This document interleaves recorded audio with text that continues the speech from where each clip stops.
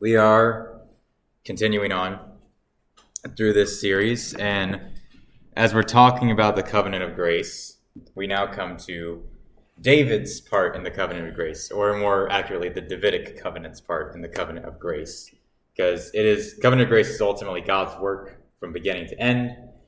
David did not cause any part of this to happen. He was merely another fallen man that God chose to use for his greater glory. So, just short recap, you guys know this stuff, but just to keep it fresh in your minds, what's happened recently, God's promised a nation to Abraham, who he took out of the land of Ur. He promised a nation to him, and then God later redeemed his offspring, Israel, from slavery in Egypt. He gave them the law through Moses, which is another way of saying the Old Covenant, even though the Old Covenant is more than just law. And then Israel took the promised land under Joseph, right? So we didn't talk about, or not Joseph, under Joshua. We didn't talk about Joshua last week, but that is the chain of events. They get the law, they spend 40 years in the wilderness, then they finally take the promised land. All right. And we're back to this colorful little step thing I have going on here. So here are the four things we've had so far. We've got Adam. God's covenant with Adam gives us the promise of salvation, right? The offspring will crush the serpent's head. The covenant with Noah gives us common grace. God says, I'm going to preserve the world forever. The covenant with Abraham gives us a distinct covenant people. God saying, I am choosing this nation. And then Moses, we get the laws and ceremonies that kind of give this nation of people some order, right? Some structure to their lives. And now with David, we get sort of the final element before we get to the new covenant, which is the element of kingdom, right? With David, we get the introduction of kingdom. Now, why do we need a king in this situation, right? Because we already have a promised offspring. So it may not seem very apparent as to why does that offspring need to be a king? Why does that matter if he's a king or not? I think the answer to this is actually found in the very, very last verse of the book of Judges. And it's, in those days there was no king in Israel. Everyone did what was right in his own eyes. Okay? Last verse of that book. It's said earlier, but it's a last verse because it really just sums up what the book of Judges is about, right? The book of Judges is after Joshua. Joshua dies. Israel is leaderless. And so they just start kind of cycling into idolatry, and then they get oppressed by their enemies, and then they repent, and then God saves them, and then they go back to idolatry, and then they just continue this over and over again. And the only time they're ever faithful is when they have a judge ruling over them. But when the judge dies, or the successors of the judge fail to kind of keep order, Israel goes back into idolatry, right? You just go read the book, and it's like so-and-so judged Israel for 40 years or whatever. And then the next verse is Israel fell again into idolatry, or it's something along those lines, right? It's this over and over and over again. And as you go through the book, the judges get worse in the sense of their character, right? You start and they're okay, and then you get to the end and it's Samson, who's a fornicating, murderous, angry, prideful man that God still used. I think Samson was saved, but the point is that you see that the judges, if this is how bad the judges are, just imagine how bad the people are, because the judges are a reflection of the people. And so this verse really just summarizes the fact that without a leader, the covenant people just kind of descend into anarchy, right? They have all the laws, they have all the rules, they know what's right, but they don't have a leader, right? They're incapable of self-governing, self-leadership, right? And so what this shows us is that God's covenant people need more than just laws, they need more than just regulations, they need a covenant representative, right? They need someone who's going to stand between them and God. Someone who can sympathize with them because of their sin, but someone who is righteous enough to stand before God. So, Judges shows Israel's need for a king. Ruth shows us some of the family history of the king. And then finally, 1 Samuel introduces us to King David. Yes, you have Saul beforehand, but he's unfaithful. God takes his dynasty away from him. First Samuel shows us David's ascendancy to the throne. You know, all the famous like David and Goliath stories and things like that. And then Second Samuel is really where we see David's reign at his time as king. And it's in the 7th chapter of Second Samuel that we find God's covenant with David. So if you can turn to 2 Samuel 7, just so you have the passage in front of you. You'll be able to see what's being referenced here. I didn't put the whole thing on the screen because it would be a little too long. But at this point, just to give you background, at this point in David's story, Saul's dead. He's been anointed king of Israel. And I believe 2 chapters before, he just took the city of Jerusalem, which was like the last holdout of loyalties to Saul. So he finally took all of Israel. He's united the kingdom under his rule. So he is like at his peak, right? He's living in the king's palace. He's got his family, his wives. He's controlled all of Israel, right? He's great. And he sees that he's living in this wonderful palace. But then he looks out and he sees that the Spirit of God is still in the same tent that was sown, you have to think, probably like 400 to 500 years ago. Maybe they updated it, but that's an old tent, right? And that's where God's Spirit is dwelling. It's still in a tent, but the king is dwelling in a palace. And David's like, no, this is wrong. So he goes to Nathan the prophet and he says, I want to build God a house, like a proper temple. And at first Nathan's like, yeah, nothing wrong with that. Go ahead and do it. But then later God comes to Nathan and says, no, I have different plans. Go tell David this thing. And this is what he tells him. So he starts by telling David, I've never asked for a house to dwell in, right? If I wanted a temple, I would have told someone to build me a temple and they would have done it. But I never asked for one. And he's not angry. He's just saying, look, I never asked for it. But I have taken you, David, from watching sheep in a field, fighting off bears and lions as a child, right? I've made you king. I have brought you to the pinnacle of your society, even though you started off as a sheep herder. I have done that. And then he goes on to give David all these blessings. So he promises to make David a great name. He says, I'm going to make your name great. Where have we heard that before? Who else has God promised to make their name great? Abraham, right? So God is repeating some of the same blessings that we saw with Abraham. So he's hinting that David is going to be a key character in bringing the blessings of Abraham to bear on the world, right? He's sort of like renewing the covenant with Abraham with David, okay?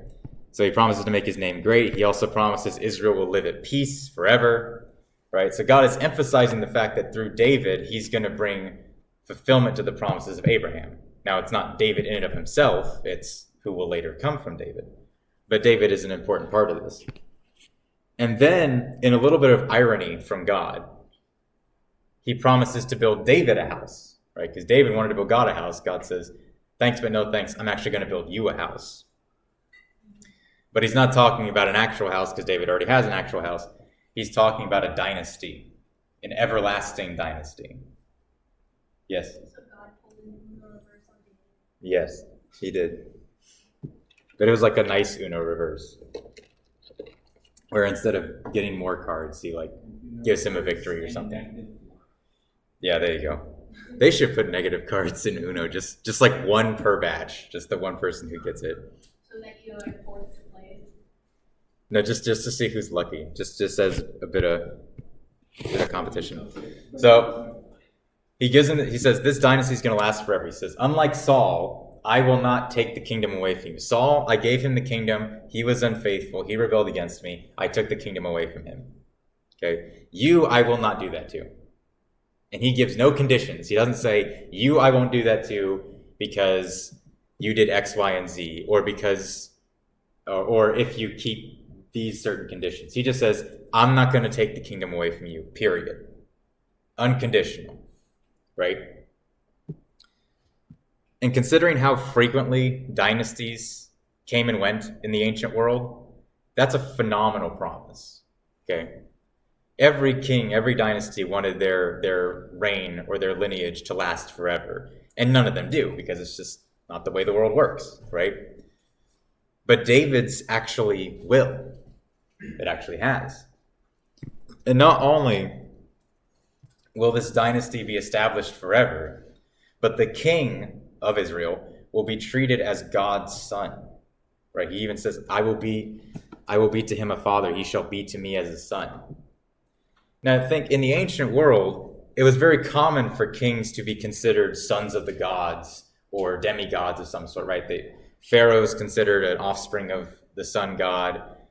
Caesar was considered an offspring, I believe, of Mars, right? So most kings had this kind of like divine, I'm the son of God element to him.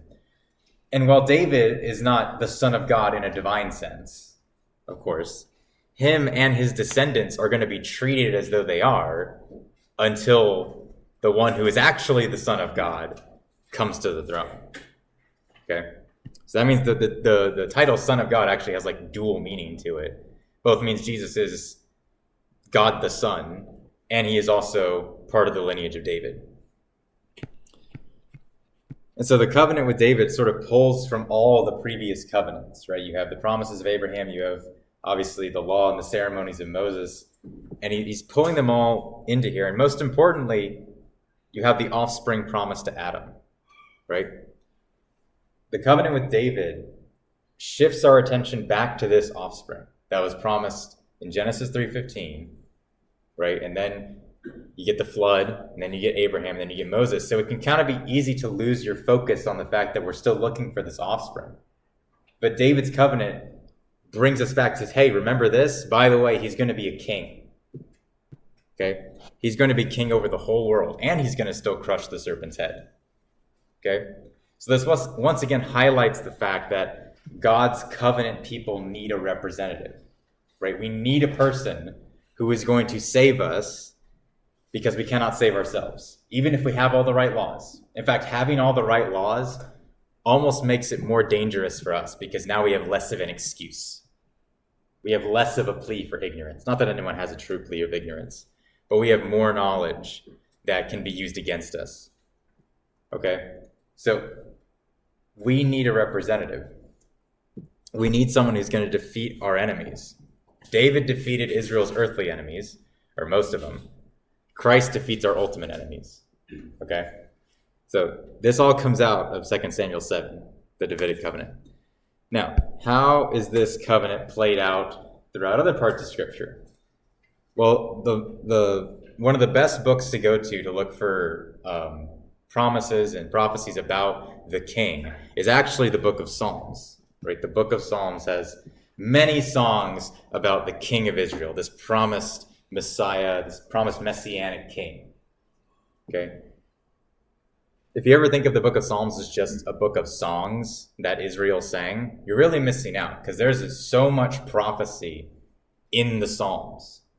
If you don't believe me, just look at how many times the Psalms are referenced in the New Testament. I believe it's the most referenced Old Testament book in the New Testament. It's like that and Isaiah. Okay, so the apostles were able to go into the Psalms and say, hey, this refers to this refers to this. So the Psalms is just a gold mine, not just of, obviously, beauty and poetry, but also of prophecy and looking forward to things. So Psalm 2, right out the gate, we see this promise of the king. Okay? And he's going to rule not just over Israel, but he's going to rule over the whole world. So earlier in the Psalm, it says all the rulers of the earth are gathering together and they're plotting and they're planning how to overthrow God's Messiah, right? How are they going to overthrow him? How are we going to get out of him? And it says God laughs at them. He holds them in derision. And the apostles later connect this to the Jews and the Romans murdering Jesus. They said that was what this referred to, right? The Jews and the Gentiles got together, tried to murder the Messiah, and they did, but God laughed at them, and that laughing was shown through the resurrection, that their best effort could not stop God's plan. And so in this part of the psalm, the Father is promising the nations to his Son. He says, "You are my Son, today I have begotten you." Okay? He's promising the nations to his Son, who has earned the right to have those nations because he has been victorious over death. Okay? The resurrection is how Jesus, as the son of David, not as obviously as God, he has the right to rule the nations, but as the son of David, he now has the right to rule the nations because of the resurrection. Okay? Because he has defeated the enemy that Adam couldn't defeat. Okay? And this is why Jesus commands the apostles to go disciple the nations, right? They belong to him. Okay? The Great Commission is the fulfillment of this part where he says, I will make the nations your heritage. And that's what has been done. That's what's still being done. So the promised king is not just going to reign over Israel. He's going to reign over the whole world. And it's not the whole world's going to be Jewish, or the whole world's going to be like the state of Israel just on a global scale. But it's to be king of all men, in all tribes, in all nations. Okay? It's going to come through Israel, but it's not just going to be limited to Israel. All right, next you have Psalm 22. Now, Psalm 22, it's most well known for its opening verse. Does anyone know what its opening verse is? Don't look. Can you tell me? Jesus says this verse.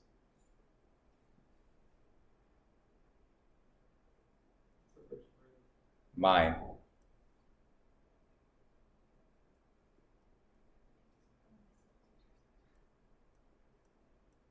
He says it on the cross. Oh, right, because David said this before. What does he say? What's the verse?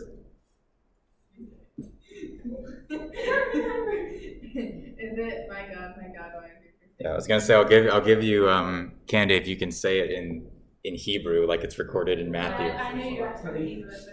Yeah, Eloi lema sabachthani. I probably just butchered that, but I know what it sounds like. So that's what Psalm 22 is famous for, is that first verse. My God, why have you forsaken me? And the chunk of the psalm is referring to suffering, right? So it's about the suffering Messiah. But then we get to the end here, and now the picture switches from suffering to prosperity. And again, it's not just in Israel, it's all the families of the nation. So you see, all the ends of the earth shall remember and turn to the Lord, and all the families of the nations shall worship before you. Okay, that phrase, families of the nations, that's also from the Abrahamic covenant, right? Genesis 12:3, I want to say, God says, through you, all the families of the earth shall be blessed. So God is bringing that language back here, right? He's saying through the king, through the Messiah, all the families of the earth will be blessed. So through this Messiah, the blessings promised to Abraham way back when are going to come to fruition. Okay? And again, it's all families, it's all nations. And then we even see down in these last two verses, he says, posterity shall serve him. It shall be told of the Lord to the coming generation. They shall come and proclaim his righteousness to a people yet unborn, that he has done it. So this is a kingdom that's going to see several generations of people. So this is not just a kingdom that comes when Jesus comes back, because there's not going to be any more people being born after that. This is a kingdom that's happening now, and that there are generations that are born and raised to know the Lord and to love the Lord. That's what we are, right? Most of us raised in Christian households, that's us right there. We're being told of the things that God did before we were even born. It's being passed down by the covenant people to us, and then we will pass it down. Okay? And this is all because of what the Messiah is going to do, right? What the offspring of David's going to do. He's bringing these blessings from Israel to the whole world. And then last one we'll look at. There's more songs about the king you can look at, but this one's one of my favorites, Psalm 110. So Psalm 110. So fun fact, Psalm 110:1, which is this verse, is the most quoted Old Testament verse in the New Testament. The most. It's quoted, I believe, in all the Gospels. It's quoted in Hebrews. It's quoted elsewhere. But it's the most referenced Old Testament verse. I think I heard one person say it's God's favorite Bible verse. And there's several reasons for this. First, this tells us that the future king is going to be God. Okay? Jesus himself used this verse, Psalm 110:1, Lord says to my Lord. Jesus used this verse to show his divinity. Because the Pharisees were asking, he asked the Pharisees how David's son could also be his Lord. Because David's writing this, and he says, the Lord, and that's Yahweh because it's all capitalized, says to my Lord. So God is saying something to another person who's in authority over David. Well, David's the king of Israel. The only person in authority over the king of Israel is God. So this has to mean that God is talking to God. Okay? And so he says, if he was only David's son, right, if this offspring, if this king was only just David's son in a human sense, then he would never be David's Lord. You'd never have a son that's your Lord, right? Especially in this culture, that would have just been a foreign concept. And there's no one higher than David except for God. So the promised son of David must also be God, right?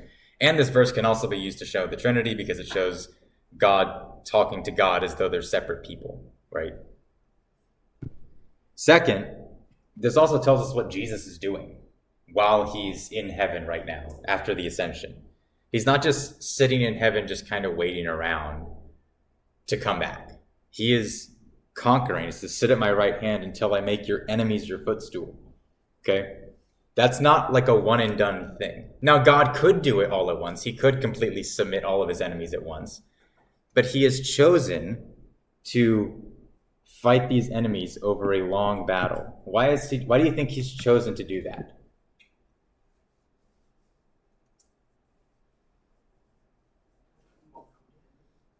What? Exactly. I guess if he did just finish off Satan that's in right now, the rest of the people will be normal. So if you don't know, we wouldn't have a chance. Right. So he's being merciful to us by not completely eliminating sin. Yeah. No, that is 100% true, right? He's being merciful because he wants some of these enemies to become allies, right? To not be his footstool. Okay? So that's why he's taking his time is mercy. Okay? Because I mean, imagine if Jesus had come back and like 20 years after he left. None of us would exist. No one that we know would exist. No one born post first century would ever exist. Okay? And sure, I mean, if that's all that God wanted to do, God could have done that. But he has chosen to allow all this time to pass because he wants more and more and more and more and more people to come to him. But eventually all his enemies will be defeated. And Paul says that the last enemy to be defeated is going to be death itself when he comes back. And then lastly, verse 4 down here tells us that the divine son of David is also going to be a priest. Now, having a priest king posed a problem for Israel. Why was that a problem, having someone who's both king and priest? Well, not they had too much power. What tribe did the priest come from? Levi. What tribe did David come from? Judah. Okay. So you couldn't have both, right? Even if you had the king marry a Levite woman, that son couldn't be a priest because in order to be a priest, your father had to be a priest. But his father's king, right? So you can't have both. And so having a priest king would have posed a problem. But God answers this by saying, you're not going to be a priest from the order of Levi, or Aaron, I guess, technically. You're going to be a priest from the order of Melchizedek. Melchizedek shows up for 5 verses in Genesis 14. Okay, he's very briefly in the Bible. But when he's in the Bible, he gives blessings to Abraham after Abraham defeats all these pagan kings. So he gives blessings to Abraham, and he's also a priest king himself. He says he is king of Salem, which is the precursor to Jerusalem, and he is priest of the Most High God. And then Abraham actually pays tithes to Melchizedek. He says he gave him 1/10 of everything that he took from the pagan kings. And Hebrews points this out by saying, look, Abraham paid a tithe to Melchizedek, which means that the priest of Melchizedek is actually superior to the priest of Levi. And it's to show that Jesus' priesthood supersedes the Levites, right? So all these Psalms and more show us the glory of the future king, right? This future king is going to be amazing. He's going to bring about all these great things. But what about the kings that come between David and Jesus? How do they do? Well, we'll start with Solomon. We'll look at Solomon's reign. Solomon is considered probably the second best king in Israel after David. Well, he wasn't the firstborn of David, and he obviously was the result of a somewhat dubious marriage. Yes. It just blew my mind twice with the fact that God has not God didn't just eliminate sin right then so more people could become saved, but also how priests are from the tribe of Levi and kings are from the tribe of Judah, and Jesus. I mean, technically, was it Joseph from the tribe of Judah and Mary from the tribe of? No, they were both from the tribe of Judah. They were both from Judah. Because Mary was a virgin and the Holy Spirit went into her, technically God, Jesus had, let's say, the tribe of Melchizedek, I guess, in him. Well, I mean, it's yeah. So Melchizedek's mysterious. Some people think that Melchizedek could have even been a pre-incarnate version of Christ. I don't think that. I think he was a guy. I think he prefigured Christ. But God is saying, I'm making you a part of his priesthood. Now, we don't know who else was in Melchizedek's priesthood because we don't need to know. But no, you're correct. And that's all these different elements that should not work together. God just makes them all fit perfectly. Jesus was the only way that there could be a person from the tribe of Judah Right. that is also an actual. Right. And that's the point, is that the reason God takes so much time and has all these other rules and prophecies is because he's almost painting himself into a corner of saying it has to be this specific thing or it's nothing else. That's why the Old Testament's so long, or one of the reasons. All right, so continuing on, reign of Solomon. So yeah, Solomon wasn't the firstborn. He was obviously the result of, he wasn't the result of the adultery itself, but obviously the marriage came about because of the adultery. He's the son of David and Bathsheba. And he wasn't firstborn, but God did choose Solomon to be king.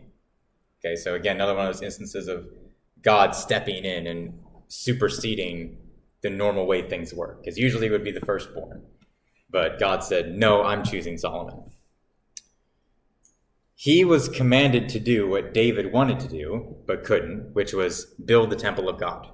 So, even though God said, I never asked for a temple, he did say, but I will have your son build my temple. Obviously, Solomon was that son.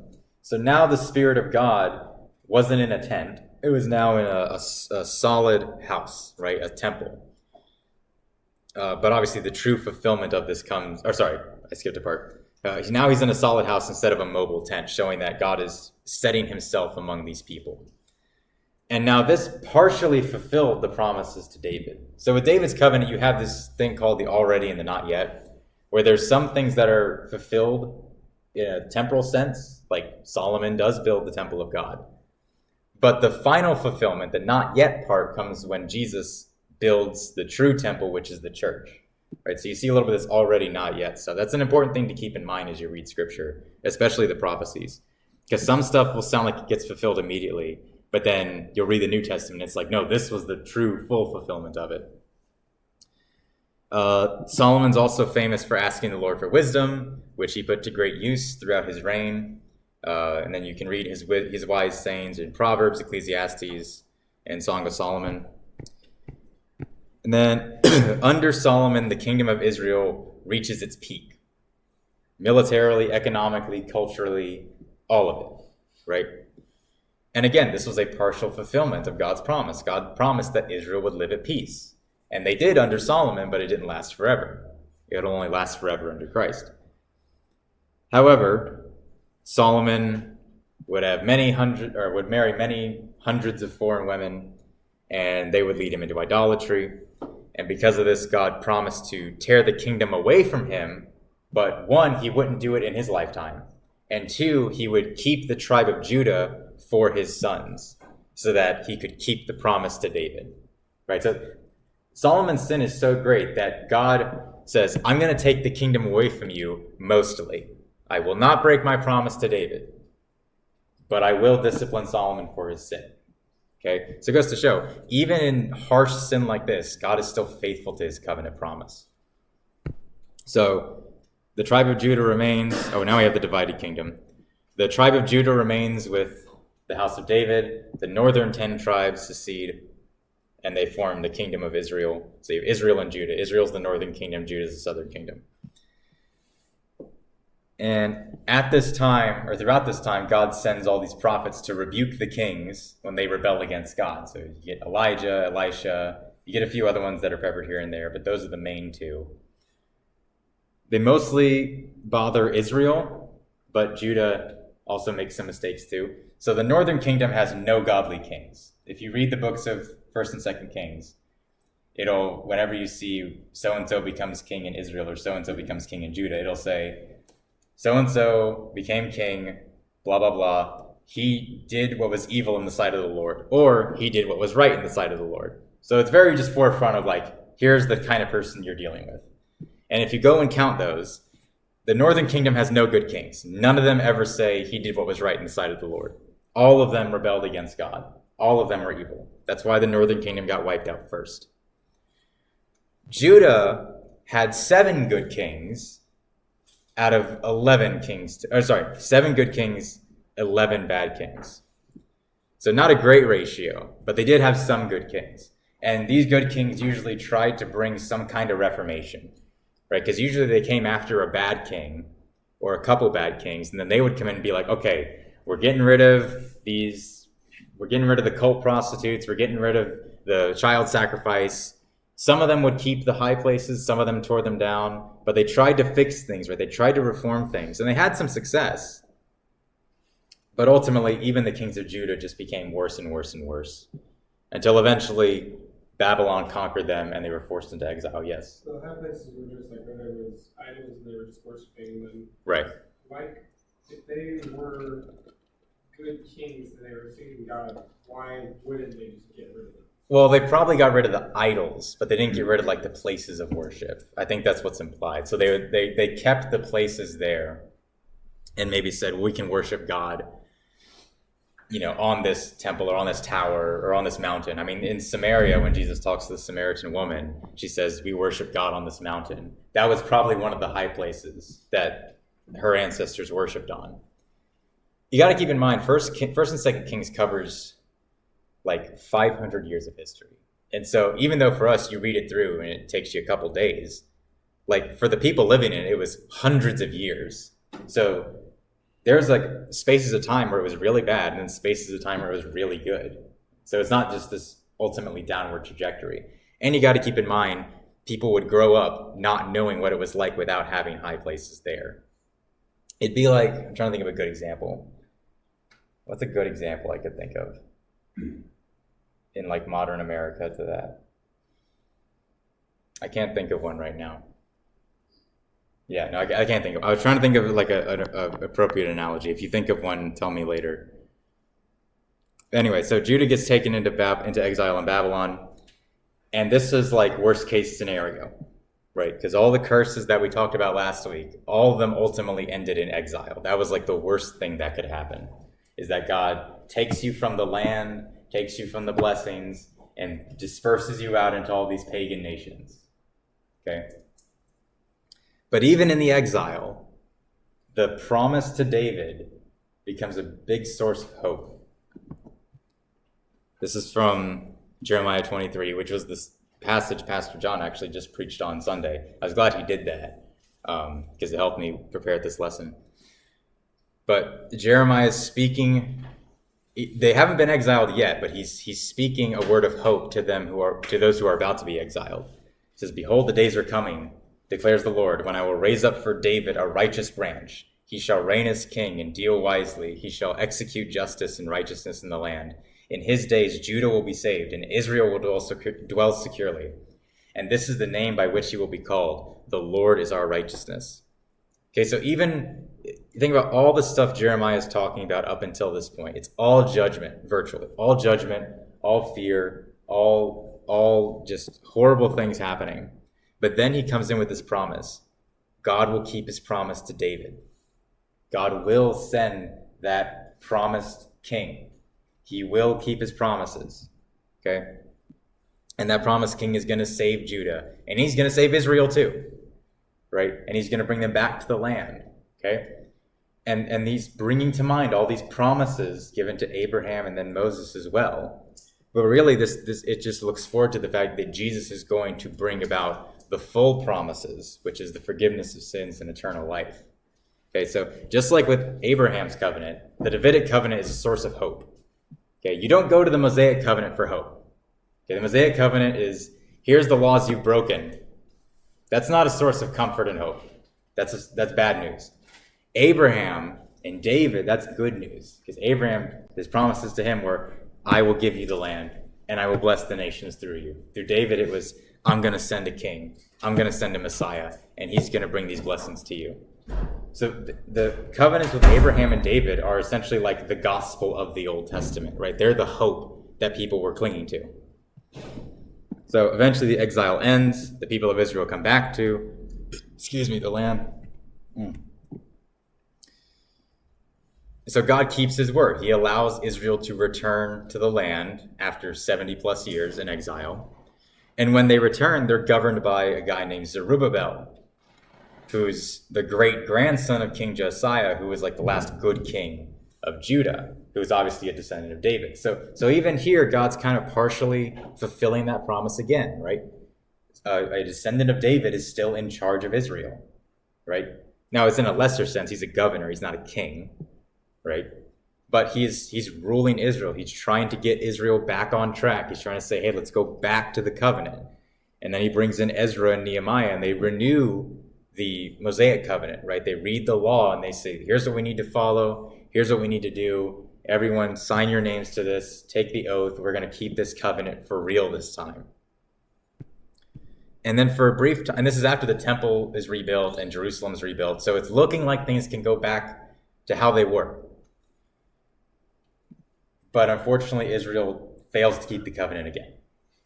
And almost like immediately, right? Nehemiah goes out and he finds people working and selling on the Sabbath. He sees some children of Israelites who actually can't speak Hebrew because of all the intermarrying with pagan women that's been going on. And he begins to like beat them and cry out to God that God would remember him for his good work. That's the last verse of that book, is him saying, "Remember me, God, for my good." It's like a desperate and defeated plea of like, I tried, but it's not working. Just please remember me for what I tried to do, God. That's the last line of the Old Testament, chronologically. Because chronologically, Nehemiah is the end of the Old Testament. There's books after Nehemiah in the order of books we have. But in terms of the historical events, Nehemiah is the end. And the last line chronologically is, remember me for my good, because all these people have just abandoned the covenant. That's where the Old Testament ends. Cliffhanger, and a pretty depressing cliffhanger too. It's like, all this work, we're back in the land, we've had to fight off enemies, we've had to build this temple back, and they still go back to breaking the covenant. Shows that there's something more. We need something more here. So, but we'll stop the not stop the lesson here. There's one more slide, but that's where we'll end the story right now in the post-exile Israel. Last slide here, I just wanted to go over or give one final flyover as to the main Old Testament covenants. Because this is important, because knowing how to read the Old Testament covenants will not only make it easier for you to understand the Bible, but it will also help you from falling into false beliefs about both the Old and the New Testament. Because despite what some say, the Old Testament is not a hindrance to the New, right? There is a megachurch pastor a couple years ago who made the claim that we need to unhitch Christianity from the Old Testament. And unfortunately, that's the sentiment that I feel like many people can like grab onto, because we don't talk much about the Old Testament, or when we do, we don't actually see how it's connected to the New. We just think Old Testament is just like all these dispersed random stories about these different people, and then eventually you get to Jesus. But if you don't read the Old Testament with this understanding of covenants, if you do read the Old Testament with this understanding of covenants, you're going to see God is working out one plan through the whole Bible, Genesis to Revelation. Okay, so the Old Testament is a part of this. Okay, seeing how God worked in the Old Testament gives us greater assurance of what he promises in the New Testament. Okay, and while you can grasp the basic gospel message without knowing much of the Old Testament, why would you want to rob yourself of having greater assurance to claim to, right? Why would you want to keep yourself in ignorance when you don't need to? Okay? Ignorance is fine if you're ignorant that you're ignorant. If you're not, then you're just lying to yourself. So Abraham, Moses, and David are really the keys to understanding the Old Testament. If you know the basics of each of these and how they relate to this overall promise of grace, this covenant of grace, you're going to be able to understand most of the Old Testament. Not all of it. There's stuff in the Old Testament there's stuff in the New Testament that just is confusing. But you'll be able to understand the basic message, right? You're going to be able to keep track. So when you're in 2 Chronicles, you're not totally lost, but you're like, wait, okay, we're in the Davidic covenant. So that means the promise to David needs to be fulfilled. Okay, and let me look for these kings that are coming through and see how God is preserving this line of David. Okay, it gives you a rope to kind of hang on to, because it's very easy to get drowned in the Old Testament. So the Abrahamic covenant is a covenant of blessings. All right, it's where we see the first details of God's rescue mission for the world. God promised peace, prosperity, land, and family that could never be taken away. And these promises ultimately point towards the new heavens and new earth, where they're actually going to be realized. So whenever you read the Old Testament and you see promise to my servant Abraham or promise to Jacob, or whenever Abraham or Jacob are mentioned, think of the promises, the new heavens and new earth. Okay, that's what you should be thinking of. Okay, and how God made them unconditionally, right? They're not going to be revoked because anyone in the Old Testament screwed up or anyone in the New Testament screwed up or when you screw up. They're not going to be revoked. Okay, they are unconditional. The Mosaic covenant is a covenant of laws. It's a list of instructions, both moral and ceremonial and religious. This covenant could be broken and was frequently broken. And because of this, Moses, or the law, is never brought up as a comfort, right? There's no source of comfort. There's never a time where it says, be comforted, remember the law. Because if you remember the law and you're honest with yourself, you're going to remember, oh, I broke all those laws, right? I am a murderer. I am an adulterer. I am a liar. Okay, that's not a source of comfort. So the law is always brought up to accuse, right? It's always brought up to show you have fallen short. The law is good, but we are evil. And the one blessing of the Mosaic covenant is that it shows us what righteousness looks like, and therefore what the Messiah would look like. And then lastly, the Davidic covenant is the covenant of a saving king. So now you don't just have to put your faith, or you don't just have to look to a law that we fail to keep, or to blessings that are just kind of these abstract things. You can look to a person, right? An enfleshed person who's going to save you, who's going to bring you salvation, who's going to bring you grace, right?